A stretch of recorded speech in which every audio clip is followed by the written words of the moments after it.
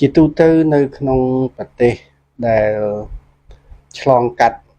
ការវិវាទផ្ទៃក្នុងគ្នាឯងញឹកញាប់ណាដូចយើងឃើញដូចជាស្រុកយើងតាំងពីក្រោយសម័យអង្គរមកដូច្នេះប្រទេសដែលមាននិន្នាការដំណើរការនយោបាយបែបនេះ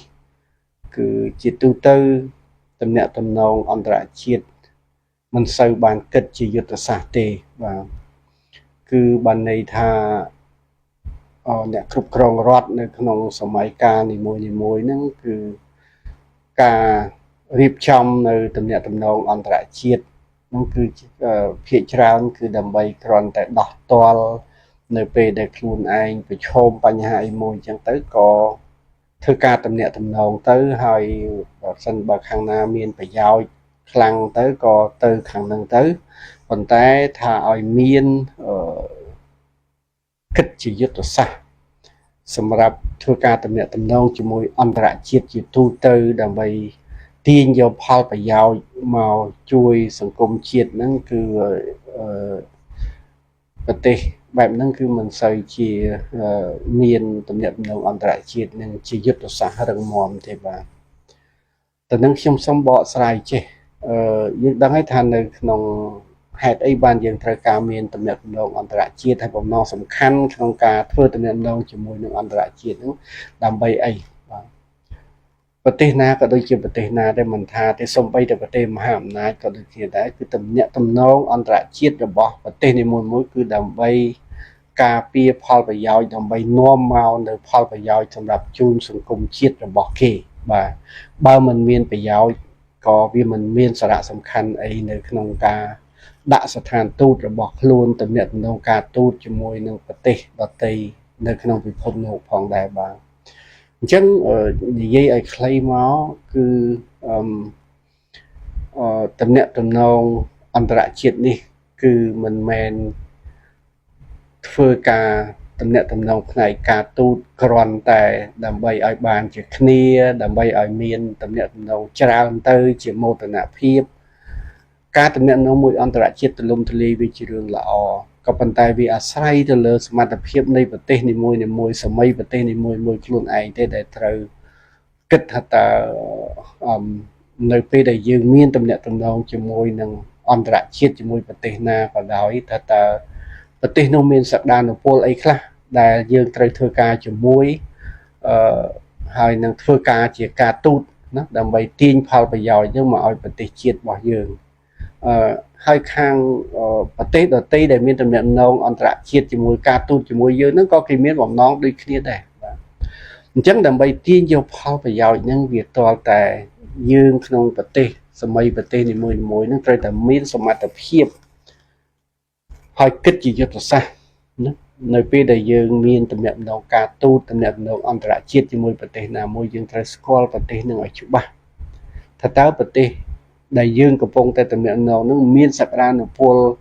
សេដ្ឋកិច្ចសង្គមនយោបាយខ្លះដែលអាចជួយឲ្យសង្គមជាតិរបស់យើងជួយធ្វើការអភិវឌ្ឍប្រទេសយើងនឹងឲ្យវាបាន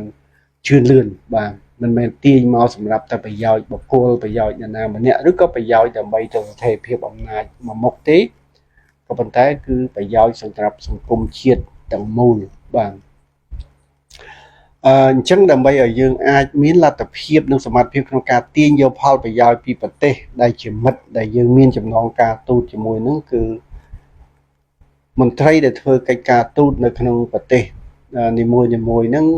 ជាឯកអគ្គរដ្ឋទូតឬឯកអគ្គរដ្ឋទូតអីហ្នឹងគឺត្រូវតែស្គាល់ប្រទេសនឹងឲ្យច្បាស់ទាំងសេដ្ឋកិច្ចទាំងភូមិសាស្ត្រទាំងនយោបាយទាំងសង្គមទាំងវប្បធម៌រួចហើយធ្វើការគ្រប់បែបយ៉ាងទាំងអស់ដើម្បីប្រើទំនាក់ទំនងការទូតក្នុងការទាញយកផលប្រយោជន៍ទៅតាមរយៈការទូតនេះណាតាមរយៈទំនាក់ទំនងការទូតដើម្បីទាញយកផលប្រយោជន៍ហ្នឹងមកកាន់ប្រទេសរបស់ខ្លួនបានន័យថា